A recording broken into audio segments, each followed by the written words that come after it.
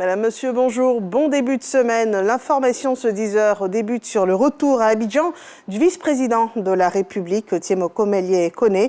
Il prenait part ce dimanche au 64e sommet ordinaire de la CEDEAO à Abuja, un sommet sur les crises multiformes dans notre sous-région et la volonté de préserver les acquis démocratiques et également de ramener la paix et la stabilité dans l'espace communautaire. Le vice-président de la République a été accueilli à son arrivée sur le tarmac de l'aéroport par le Premier ministre et des membres du gouvernement ivoirien. Et puis à cette 64e session ordinaire de la conférence des chefs d'État et de gouvernement de la CEDEAO, plusieurs décisions ont été prises sur le processus de transition des pays tels que le Mali, la Guinée, le Burkina Faso et le Niger. Je vous propose un extrait du communiqué final lu par le président de la commission de la CEDEAO, Omar Alieu Touré.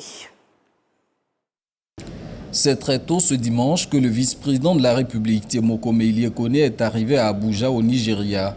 Au nom du président Alassane Ouattara, il vient assister à la 64e session de la conférence des chefs d'État et de gouvernement de la CEDEAO, Communauté économique des États d'Afrique de l'Ouest. Ce sommet est le 4e que tient l'organisation sous-régionale en 6 mois, ce qui est révélateur des multiples rebondissements de la situation sociopolitique dans la sous-région. 4 pays, notamment le Mali, le Burkina Faso, la Guinée et plus récemment le Niger, sont dirigés par des régimes militaires. La CEDEAO continue de militer pour un retour à l'ordre constitutionnel, convaincue que seule la démocratie reste le catalyseur du développement dans la sous-région. Le Conseil de médiation et de sécurité et le Conseil des ministres s'est réuni donc pour discuter de plusieurs questions relatives à la communauté. Les rapports de ces sessions montrent la nature formidable des difficultés auxquelles fait face la région, mais c'est aussi un signe d'espoir. Et cet espoir se symbolise par des politiques socio-économiques que vous, en tant que leader, vous avez mises en place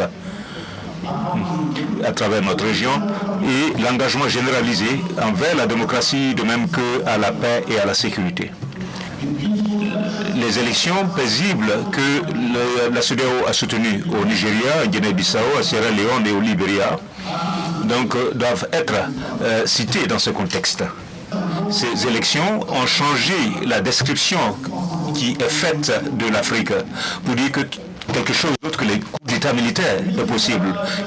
Même son de cloche avec un ton plus ferme pour le président en exercice de la conférence des chefs d'État et de gouvernement, le président du Nigeria, Bola Ahmed Tinubu. Nous devons prêter garde pour protéger les institutions et protéger la démocratie.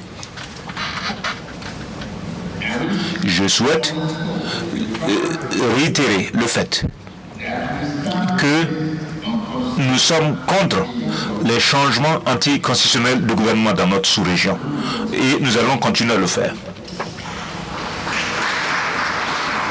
L'exemple de démocratie récemment démontré par le Libéria vaut à George Weah, président sortant, une standing ovation de ses pairs. Lors de la session à huis clos, les leaders de la sous-région entendent se faire une idée claire de la situation sociopolitique et économique de la zone. Au menu, l'évaluation des processus de transition au Mali, au Burkina Faso, en Guinée et la situation au Niger. Il est aussi attendu un rapport sur la mise en œuvre de la monnaie unique, l'ECO. Voilà, c'est un élément qui est rapporté par Mahama Traoré. L'Afrique mobilisée contre les crises sécuritaires, mais également contre la faim. Un atelier s'est tenu dans la capitale ivoirienne sur l'initiative du Fonds international de développement, le FIDA. L'objet de cet atelier était d'établir des stratégies pour le développement agricole, une meilleure nutrition et également le renforcement de la résilience. L'actualité sur le continent, on démarre avec le Burkina Faso. Le capitaine Ibrahim Traoré annonce une intensification de la guerre contre le terrorisme dans les semaines à venir. Dans une adresse à ses compatriotes à l'occasion du 63e anniversaire de l'indépendance de son pays, le chef de la junte a appelé les groupes terroristes à déposer les armes. Il a également indiqué que les travailleurs et les entreprises devraient se préparer à de nouvelles mesures pour soutenir l'effort de guerre. Au Soudan, les généraux soudanais Abdel Fattah al-Burhan et Mohamed Hamdan Daglo ont accepté de se rencontrer, a annoncé dimanche 10 décembre le communiqué de l'Organisation régionale de la Corne de l'Afrique à l'issue d'un sommet extraordinaire qui s'est tenu à Djibouti. C'est une percée diplomatique inédite pour cesser la guerre au Soudan qui est en cours depuis 7 mois déjà. Jusqu'ici, toutes les discussions avaient échoué, dont celle de Jeddah sous l'égide de Washington et de Riyad.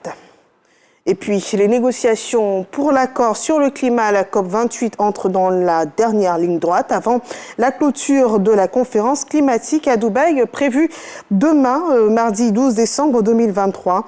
Des UO de ministres Nord-Sud ont été nommés pour piloter les échanges sur les points qui fâchent. Ils se sont réunis avec la présidence émirienne toute la nuit pour sortir un nouveau brouillon d'accord. Le blocage porte sur l'avenir des combustibles fossiles qui sont les principales sources d'énergie de gaz à effet de serre. Une grande majorité de pays semblent désormais vouloir un accord pour en finir avec le gaz, le pétrole ou encore le charbon. Un petit groupe, lui, bloque farouchement cette décision. C'est le cas de l'Arabie Saoudite et de ses alliés du Golfe. Voilà qui met un terme à ce flash d'information.